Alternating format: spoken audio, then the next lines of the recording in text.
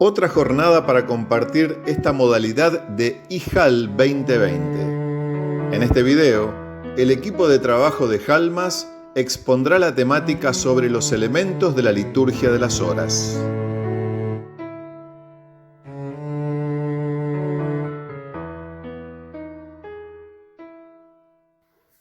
Los Salmos.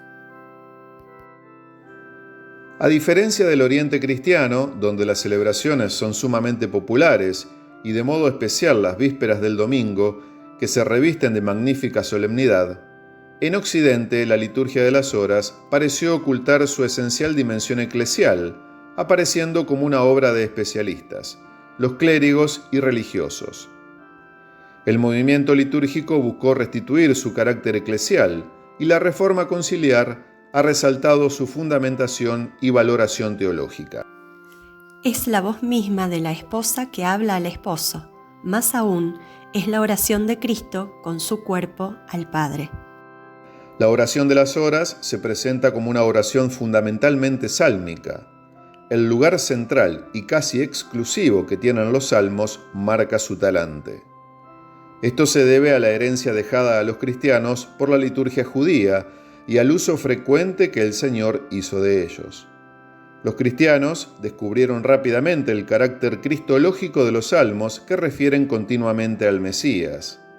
La liturgia acentúa este movimiento al concluir siempre con una doxología trinitaria y por las antífonas que iluminan el cumplimiento de la historia de la salvación en Cristo. Los salmos son la voz de Cristo orando al Padre y a la vez son la voz de la Iglesia orando a su Señor. Ellos no solo revelan el corazón de Dios, sino que al mismo tiempo revelan el corazón del hombre. No se escapan de ellos ninguna dimensión humana: alegría, gozo, angustia, tristeza, miedo, desesperanza. Son una escuela de oración con la pedagogía del misterio y son también escuela del hombre de hondo existencialismo. Los salmos han sido compuestos para ser cantados, es decir, para ser usados en las celebraciones. Son esencialmente elementos litúrgicos destinados a la liturgia. Los primeros monjes recitaban los 150 salmos diariamente. San Benito prescribe el salterio a lo largo de la semana. La Reforma litúrgica extiende esa distribución a 4 semanas, tratando de llegar a una mayor penetración en los salmos. Ya la liturgia judía había dedicado algunos salmos a ciertas horas. Para la mañana, el 5, 50, 62, 66, 99 y 142. Y especialmente los que dieron nombre a las laudes, 148, 150. Para la tarde, el 140. Durante las horas diurnas, el 118 y los graduales, 119 y 127. Al acostarse, el 90. Y para la vigilia nocturna, 3 y 94. También hay salmos dedicados especialmente a ciertos días de la semana. Para el sábado, el 91. Domingo, 92, 117, 109, 113. La liturgia romana añadirá el 1, 2 y 3. El viernes, 50 y 21. Los demás elementos. La liturgia de Occidente se distingue de la de Oriente por el reducido espacio que concede a la himnografía y por el carácter lineal de la estructura de las horas. Salmos, lectura, oración. La mayor parte la ocupa la salmodia. Los elementos que están muy ligados a los salmos son los himnos y los cánticos, todos destinados a ser cantados. Los cánticos. En la Sagrada Escritura encontramos cánticos que son verdaderos salmos. Algunos ya eran utilizados por la liturgia judía. En nuestra liturgia tenemos un cántico del Antiguo Testamento para cada día en laudes, y en vísperas uno del Nuevo Testamento. También tenemos los cánticos evangélicos que nos marcan un momento muy importante en la celebración.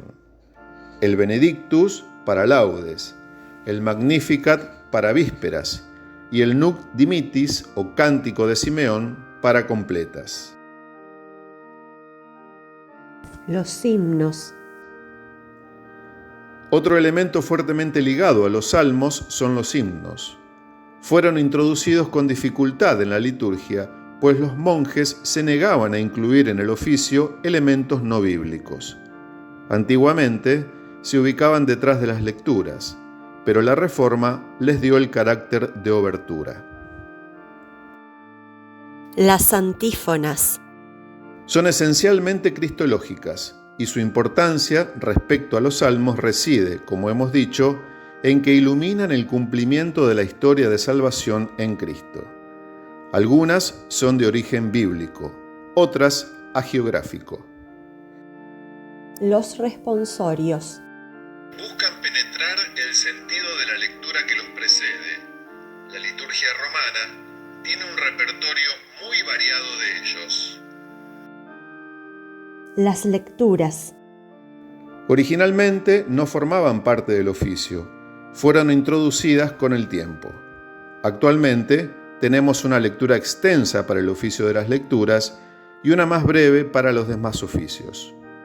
San Benito introdujo también en la Iglesia Latina un texto patrístico que acompaña la lectura bíblica y que ayuda a la inteligencia de la palabra en la tradición de la Iglesia.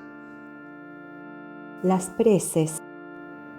Las laudes y las vísperas, al igual que la misa, incluyen unas intercesiones u oración de petición por la Iglesia y el mundo. El Padre Nuestro.